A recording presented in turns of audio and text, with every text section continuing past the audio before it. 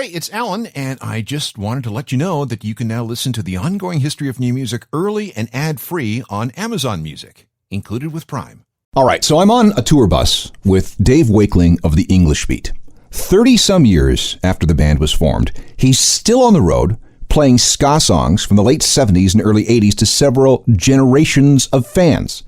3 decades of this stuff. For us, it followed straight after punk, and then in the 90s it followed a time where music had got kind of angry, and then if you just stay angry and angry and angry, it just gets boring. So you still may have stuff that you want to protest against in life generally, but you want to be able to be exuberant rather than angry. Ska fits the bill fantastic for that, because it's upbeat, but you can sing stuff that might be, social commentary. And that's part of the tradition, whether it comes from reggae or from the specials or, any of the various forms of ska. It tends to mix up upbeat vibe, so from a distance you go, oh, that's nice, what's that then? And your ears cock up and you want to start moving, and then it's somebody singing about unemployment. This conversation got me thinking, how many of today's ska fans, and there are millions upon millions of them all over the world, realize how deep and how rich and how complicated the history of this music really is? I think it's time to check it out. This is the Ongoing History of New Music podcast with Alan Cross. Mirror in the bathroom, please don't freak. The door is locked, just you and me. Can I take you to a restaurant that's got glass tables? You can watch yourself while you are eating. The English Beat from 1980 with Mirror in the Bathroom, their very first hit single, and one of the classics of the great ska revival of the late 1970s and early 1980s. Hello again, I'm Alan Cross, and people have been asking for a show on the history of ska for a long time, so, all right. I'd hope to keep it brief, but that's impossible, so we're going to turn this into a two-parter. Why? Well, because ska is such an integral part of the landscape of modern rock. I mean, just think of all the ska punk bands that are out there today.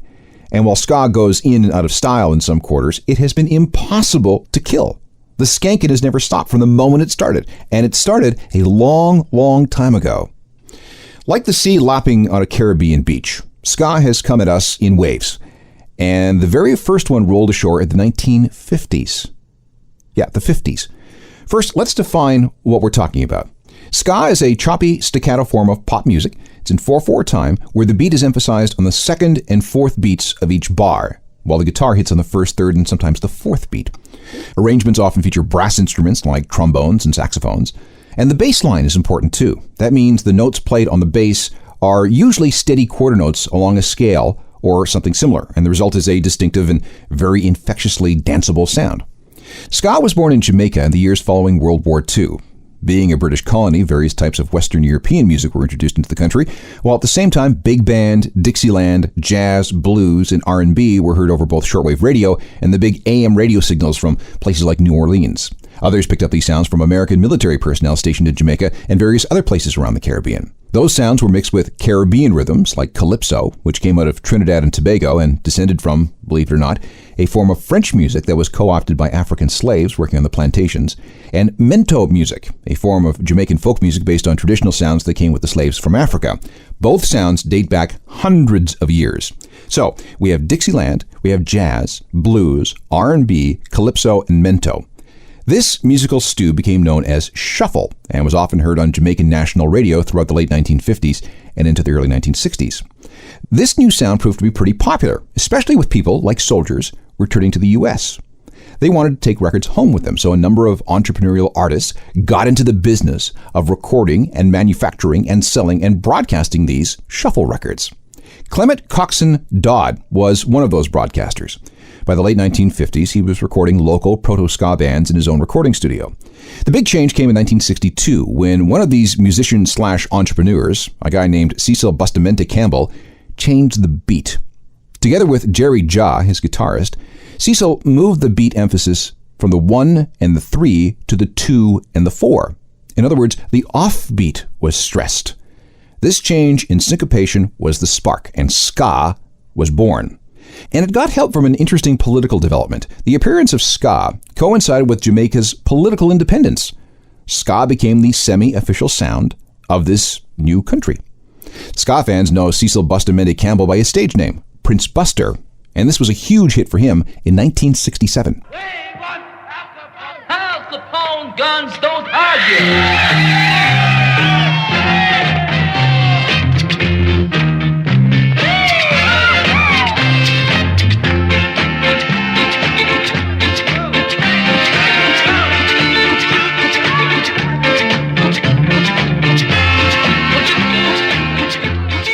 Some ska from the first wave, Prince Buster and Al Capone.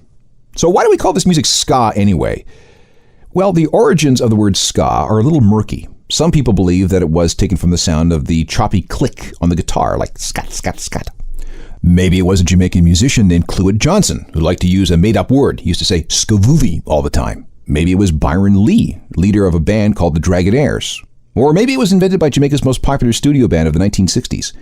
Don Drummond was a trombone player who liked to emphasize that instrument in his recordings. He also gave the music a slightly darker feel. And at first he called his group the Satellites, but then that was changed for some reason to the Scatolites. The Scatolites played on virtually every record made in Jamaica between 1963 and 1967. They were essentially the equivalent of the studio bands used by Motown and Stax Records in America, and in the process their choppy sound became hugely influential. Unfortunately, Don Drummond never saw what became of his invention. In 1964, he murdered his girlfriend and then died in an insane asylum in 1969. Some say it was natural causes. Others say he was murdered by gangsters seeking to avenge his girlfriend's death. Yet others will say it was all a government plot to kill off the powerful and influential Jamaican music scene. So take your pick. Desmond Decker is another name to remember from the first wave of ska. He used to work in a Jamaican welding shop along a kid from St. Anne's Parish named Bob Marley. Decker became Jamaica's top singer of the 1960s, and thanks to a label called Island Records, a company run by an Englishman named Chris Blackwell who was in love with the music of the Caribbean, Decker scored ska's first worldwide hit in 1969. Get up in the morning slaving for bread, sir, so that every mouth can be fed. Oh, me Israelites. Get up in the morning slaving for bread, sir, so that every mouth can be fed. Oh, me Israelite. Ska was the dominant music of Jamaica through the mid-1960s. In fact, dancing to it was the national dance for several years. They called the dance skanking. You bend your knees and you run in place. You make fists, bend the elbows, punch and step to the beat. That's skanking. And ska began to spread internationally, thanks to a guy named Sir Alfred da Costa. Now, I have no idea if this guy was any kind of a music fan, or if he had ever even heard a single ska record in his life. He was more concerned about that weird red soil of Jamaica. In that soil is bauxite, and without bauxite, you can't produce aluminum. And I don't need to tell you how important aluminum is to our world. By 1957, thanks to da Costa's investments, Jamaica was the #1 producer of bauxite on the planet. By the early 1960s, tens of millions of dollars of foreign investment was flowing into Jamaica so that more and more bauxite could be dug out of the ground. This played a role in Jamaica's desire and ability to stop being a colony of Britain and a country of their own. Selling their land to the bauxite miners, more and more young people moved from the country to the cities. But because they were unskilled, the jobs they got in the cities weren't very good, and they settled in ghettos like Trenchtown. Poverty equaled political unrest, and some of that unrest manifested itself in music.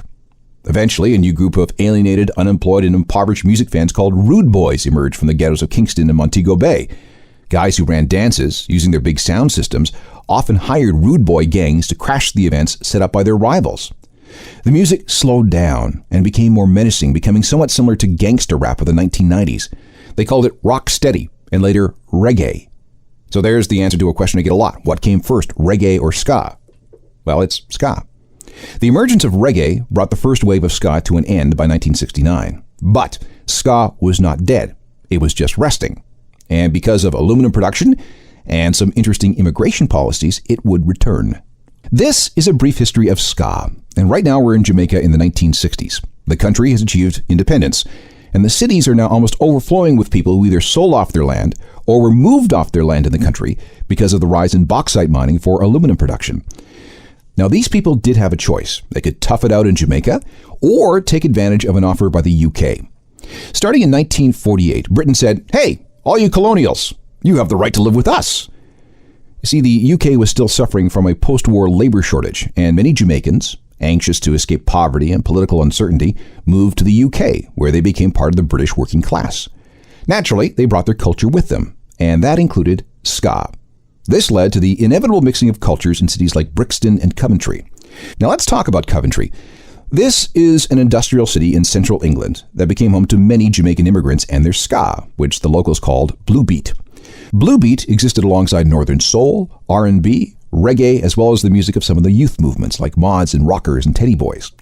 Of these, the Mods were the most important. They were huge fans of R&B and soul and Blue Beat, ska, and it was co-opted into their universe. Then came punk rock. In the early days of punk, there were bands and fans, but no records. If you went to a club where punks hung out, the music played by the DJ was a mix of many things, including soul and R&B and reggae and ska. One of those DJs was Don Letts, later an associate of The Clash and a member of Big Audio Dynamite. Well, and let's go back to, would it be 76 or 77 when you were the DJ at the Roxy? It was 76 into 77. And that's where I played, just reggae, which a lot of people thought was a bit strange. But the punks really dug. What did they dig? They kind of dug the musical reportage quality of the songs, the fact that the songs were about something. The Clash and the Pistols were singing, Anarchy in the UK. The Clash was singing London's Burning in Jamaica. We were chanting Down Babylon. So they picked up on the musical reportage quality of the songs, the obvious anti-establishment stance. They loved the bass lines. And they didn't mind the weed either, it has to be said. They were like-minded spirits, they were kind of rebels, certainly on the streets of London, that were thrown together as outsiders. These older sounds were mixed with the new do-it-yourself attitude of punk, and there were a few people who really figured out what to do with it. Jerry Dammers lived in Coventry, one of those places filled with Jamaican immigrants. He was a huge fan of all this music, plus he was very much into the freedom of expression that came with the punk movement of the 1970s. He was also the son of a minister, so this music was his way of rebelling against the way he was brought up and against the bleak working-class existence of Coventry. He formed a group that was a little more reggae and a little more soulful than punk, and it came with a uniform, a look that was a cross between a West Indian rude boy, a British skinhead, and a British mod. This meant suits, pork pie hats, dark glasses, and white shirts. Jerry's band eventually became known as the Specials, and thanks to them, we can now start talking about the second wave of ska. And it started with an actual sample from that old Prince Buster song that we heard earlier.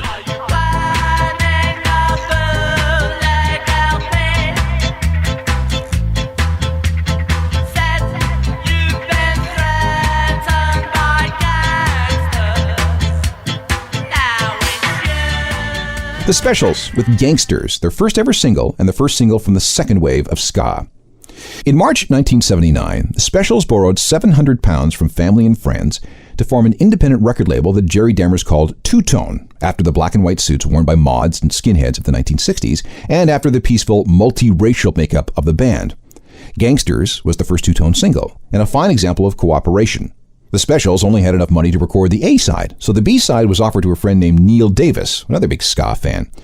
Davis had a tape of an instrumental he had recorded with his brother-in-law in his living room back in 1977. The tape was just sitting around with nowhere to go, so Jerry Dammers took the track, remixed it, and included it on the B-side of the Special single. The name of the song was The Selector, and that also became the name of the band.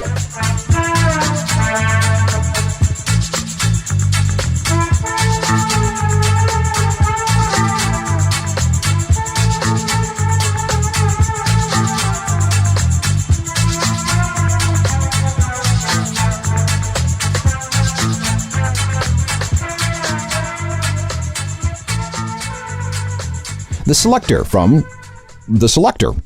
Although when that song was released, no such band existed. But that shared 7-inch single was also the beginning of what became known as the post-punk ska revival. It was faster and tighter than most of the traditional ska, and there was a greater reliance on horn sections. It was an infectious sound, and soon there was a whole lot of skanking going on. After a shaky beginning, Two-Tone became the core of the second wave of ska. The label even had a snazzy logo, a Jerry Dammers drawing based on a picture of Peter Tosh when he was a member of the Wailers. It was a man in a black and white suit, white shirt, black tie, sunglasses, pork pie hat, white socks, and black loafers. He even had a name, Walt Jabsco. Walt after Walt Disney. This image was also meant to promote racial unity. This was a powerful message at the time when racial tensions were getting out of control in the UK, and they set out with an anti-racism message. Within a month of the release of that first two-tone single, the Specials had attracted a substantial cult following and were suddenly playing some of the bigger clubs alongside punk groups like The Damned and the Gang of Four. Those early shows were very important because it was the first exposure many punk fans had to ska. Larger record labels also began to take notice. After considering a series of offers, Dammers struck a deal that allowed him to keep the label and to keep creative control, but he also got greater distribution. Once that deal was struck, Two Tone signed up a North London group and their Nutty Sound, a loose blend of punk and traditional Jamaican ska. In fact, the group took their name from an old Prince Buster song called Madness. Buster, he sold the heat with a rock steady beat. Bring back that. Who is that? We want that. Bring back the praise. The second wave of ska built very quickly, thanks in large part to Two Tone Records. The label churned out releases from the Specials and Madness and the Selector and the Body Snatchers. And Two Tone also issued the first singles from a group that featured Prince Buster's old saxophone player. And they were called The Beat. Rhythm, come forward.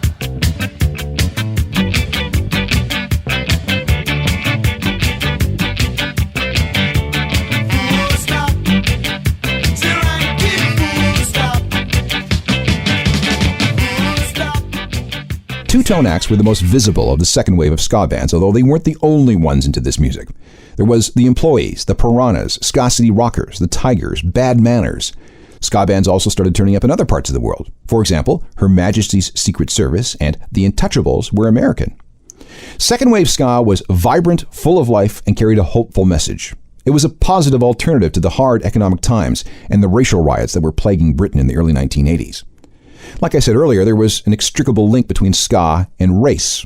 While the racist National Front organization was attempting to recruit alienated young people, ska groups with their messages of racial harmony were trying to hold it all together. But it was a losing battle. The talent pool became diluted and the music started to become stale. The British music press soon tired of ska and moved on to the next trend. And despite the music's best efforts, violence began to break out at previously racially harmonious ska shows. The scene imploded almost as quickly as it exploded.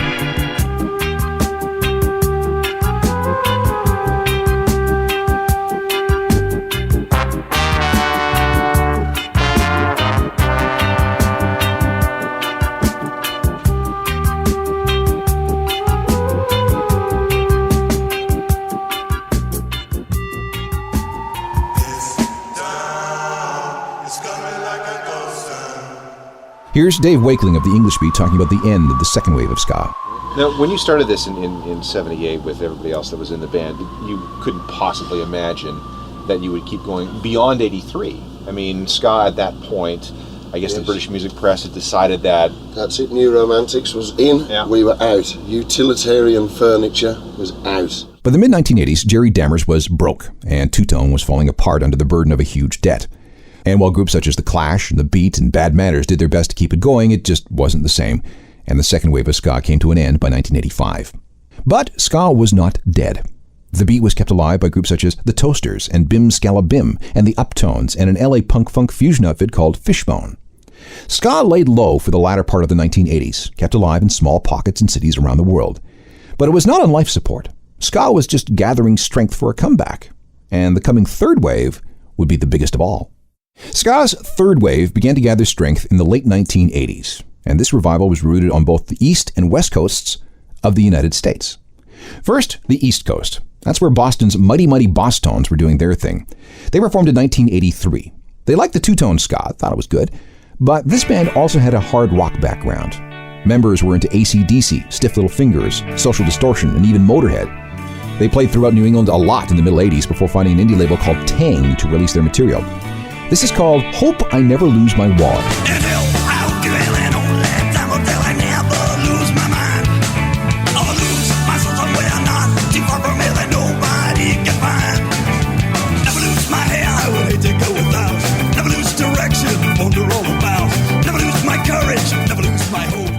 Mighty Mighty Boss Tones with Hope I Never Lose My Wallet. That's what was happening on the East Coast.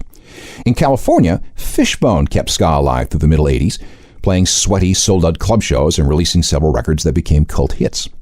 Then there was something going on in the Bay Area, and it seemed to have started with a group called the Uptones in 1981. This was a band made up of a bunch of 15 and 16-year-olds fascinated by the two-tone sound, and they sounded like this.